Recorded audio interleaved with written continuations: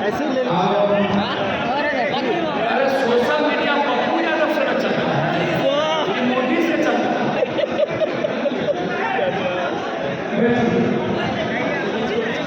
दिल्ली पटना से social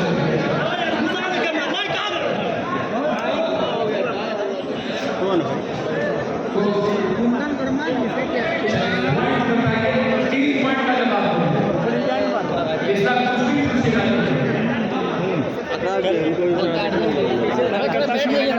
down हो जाइए थोड़ा।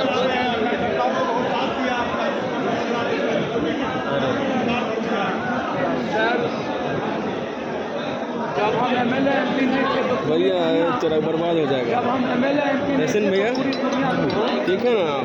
हमको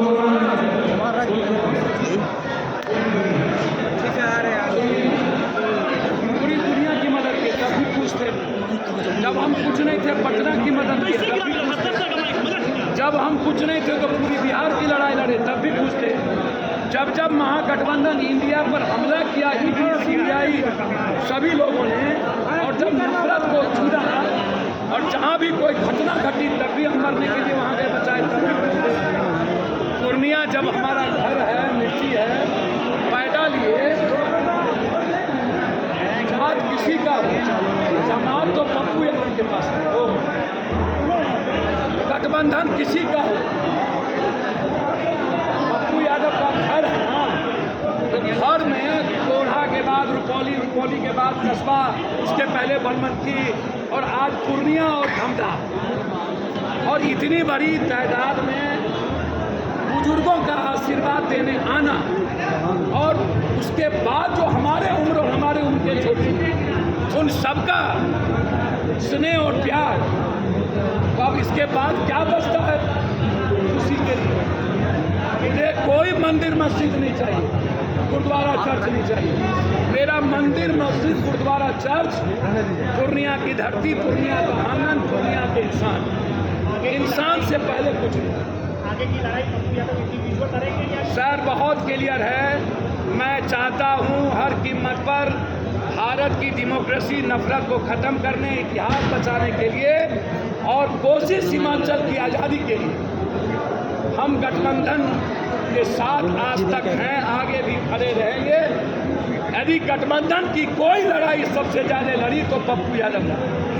यदि सरकार पर जब भी हमला हुआ उसको बचाया तो पप्पू यादव ने बचाया, कोई और ने नहीं।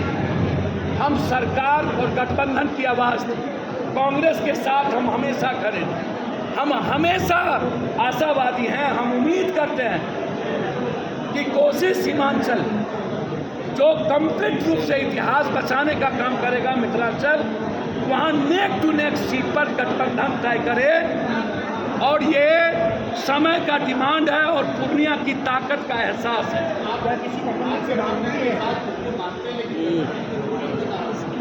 सर सवाल उठता है कि अभी देर नहीं ना हो गई, खत्म नहीं ना हो गया कुछ भी, अभी लगातार चल रहा है और लगातार हम जब लगे हुए हैं। अभी मध्य प्रदेश और राजस्थान और छत्तीसगढ़ का चुनाव दुर्गा पूजा के बाद, तो हमने पूर्णिया अब 29 तारीख को सहरसा में बनी रही, फिर 5 तारीख को सुपौल में, अररिया में, किशनगंज में, पूर्णिया पप्पू का है। लेकिन जो ताकत है कोसी सीमांचल में, आप पप्पू यादव के गाँव से, घर से, आंगन से, धरती से अलग कर दीजिएगा, हमारे भाई से, हमारे बाप से, बेटे से अलग कर दीजिएगा।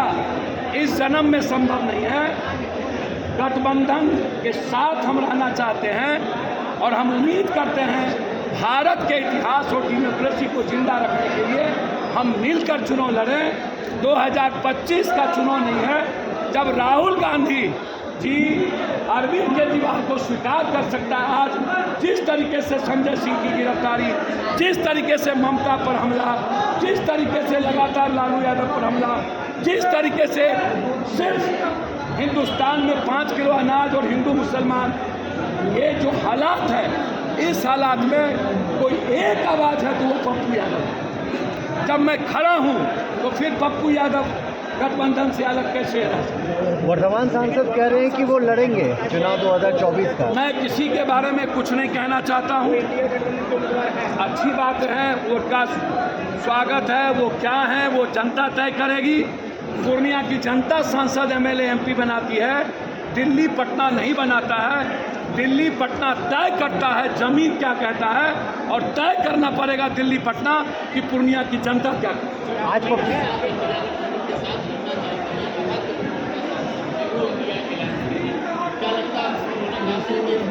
सर ये जनता से पूछिए, मैं नहीं कह सकता। जनता ने उन्हें किन्हीं को 10 साल दिया, किन्हीं को पूर्व को भी 10 साल दिया।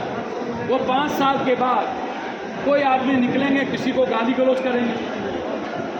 जात का और ताकत भैया, पप्पू यादव के लिए मैं बार बार कहता हूँ, 13.5 करोड़ जनता के लिए ना पप्पू 4.5 साल लड़ा, उसमें पूर्णिया भी आता है ना।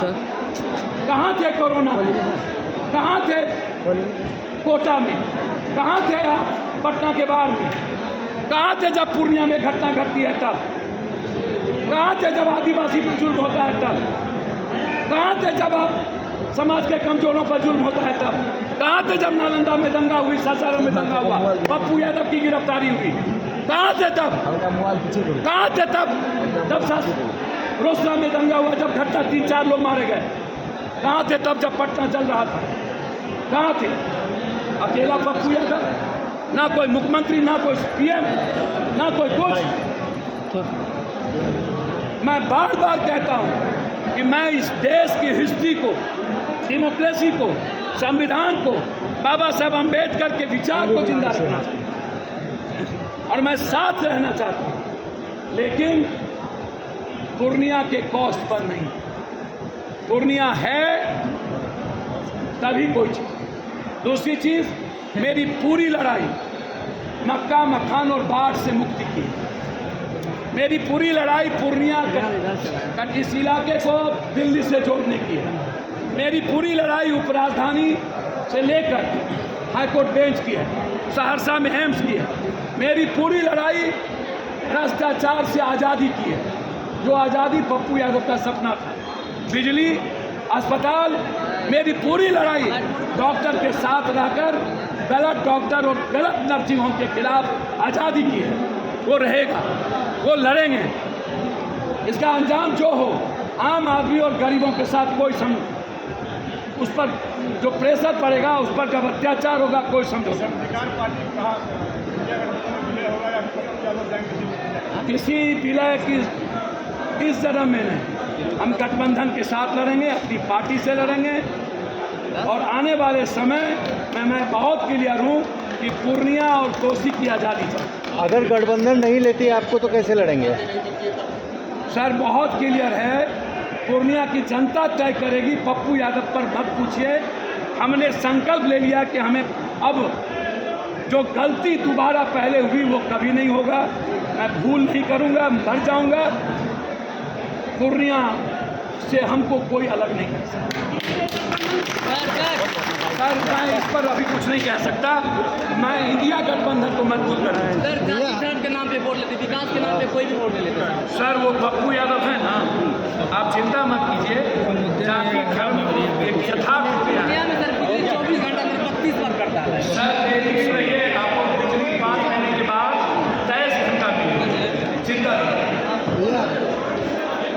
और भी लेना भैया, हो गया, खत्म हो गया, ले लीजिए।